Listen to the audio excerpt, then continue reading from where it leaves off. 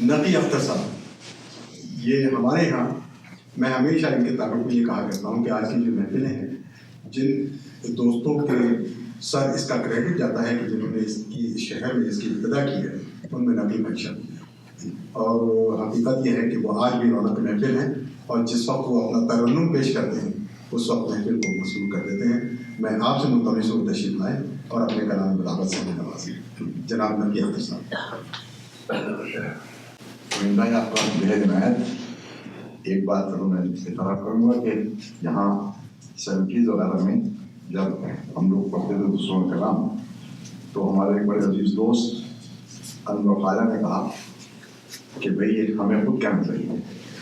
ہم نے کہا بھائی ہمارے خاندان میں اتنے بڑے بڑے شاعر تھے، جون ایلیا رہی سمروی وغیرہ، تو ہمارے لوگوں کی ہمت بھی نہیں ہو شعر کہنے کی۔ تو انہوں نے کہا نہیں نقی بھائی ہم تو کہیں گے، آپ بھی کہیں۔ خیر وہ شروع ہو گیا اس سے کیا۔ تو اصل میں آج جو پیش کروں گا وہ 1995 میں نے انیس پر میر انیس پر ایک مرثیے کی شکل میں پڑھا جی، ان کے نظرانے حقیقت کے طور پر، تو وہ پیش کروں گا اور اپنے حشمت بھائی کو رات کو یعنی اپنی ترنم سے محروم رکھوں۔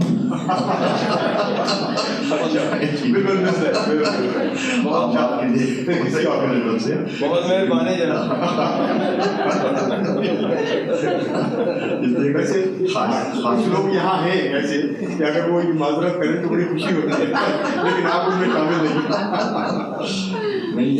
حشمت بھائی خاص طور سے مجھے بڑا انکریج کرتے ہیں، تو اس کا میں بہت شکر گزار ہوں۔ آج ان سے ترنم میں سن لیں۔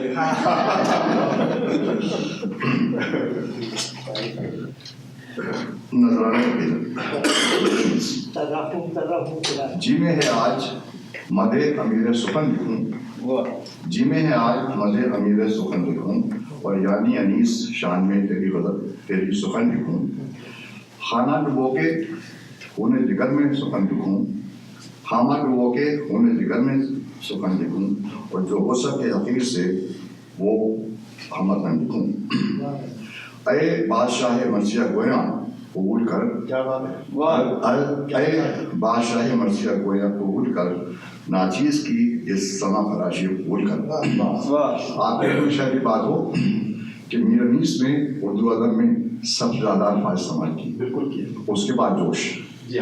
تو آپ اس کا بھی علم ہوا کہ انیس کتنے بڑے مرثیہ وہ تھے، اور ان سے میں ظاہر متاثر ہوں۔ اردو ادب کا ماہ درخشاں انیس ہیں، اردو ادب کا ماہ درخشاں انیس ہیں، اور مرثیے کے صنف کا خالق رئیس انیس ہیں۔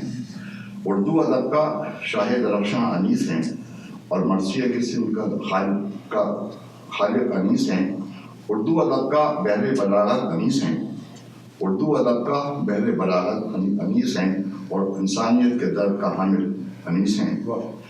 تو نے غم حسین کو تابندہ کر دیا، تو نے غم حسین کو تابندہ کر دیا، اور کربلا کے خون کو پائندہ کر دیا۔ تو نے غم حسین کو تابندہ کر دیا، اور کربلا کے خون کو پائندہ کر دیا۔ تیرے قلم کی شعلہ بیانی و علما، تیرے قلم کی شعلہ بیانی و علما، اور سبط نبی کی گھر کی کہانی وہ علما۔ تیرے قلم کی شعلہ بیانی و علما، سبط نبی کے گھر کی کہانی وہ علما، بچوں بڑوں کی تشنہ دہانی وہ علما، بچوں بڑوں کی تشنہ دہانی وہ علما، اور عباس کے علم کی کمانی وہ علما، عباس کے علم کی کمانی وہ علما۔ دنیا کو جبر و ظلم سے آگاہ کر گیا، دنیا کو جبر و ظلم سے آگاہ کر گیا، تو اے انیس ہم پہ یہ احسان کر گیا۔ دنیا کو جبر و ظلم سے آگاہ کر گیا، تو اے انیس ہم پہ یہ احسان کر گیا۔